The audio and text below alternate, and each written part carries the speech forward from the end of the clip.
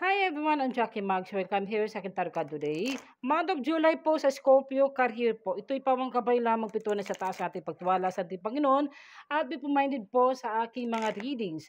Pwede po ma-resonate makuswas you guys. Kung hindi po ma-resonate sa mga Scorpio, mumba na lang pagbigay natin sa iba at be minded po sa aking mga reading guys. Okay, ito naman po, the Seven of Coins, there's a harvest season. Meron po dito guys na may paglalago ito, pag-increase ng salary, pension, trabaho, negosyo.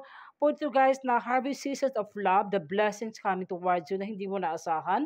May matatanggap ka ng commission. Po ito guys na may pagbabayaran ng utang. Po ito guys na may mga farm kayo, may the harvest season sa mga tanim, kung may mga bigas, kung ano may mga farm, kahit anong klase ng farm po, puro ito sa negosyo. Maganda na magtakbo sa career sa Scorpio, maging maingat sa kalusugan kasi some of you nagkaroon to ng anxiety problem. Parang binabangungot kayo, may mga multo na lumalapit sa inyo na hingi ng tulong na hindi mo maintindihan. So Scorpio, kailangan din ay naghanap ka ng certain kasagutan sa isip, puso, damdamin ko ano ba ito.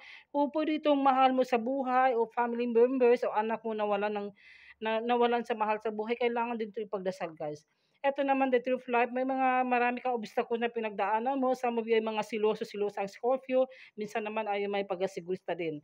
Maganda naman kapasok sa kapirahan sa career sa Scorpio, magpatuloy mo lamang, successful ka daw, maraming oportunidad na dating sa iyo. Huwag kang magdadalang isip. Some of you nagkaroon to ng changeable minded, paiba-iba, pabago-bago isip. Pagpatuloy mo lang, malalagpasan mo mga ano man yung mga trials, biggest life, pwede to guys, namumulima ka sa person mo, o parang gusto mo new beginning, some of you. Yan na po. Thank you.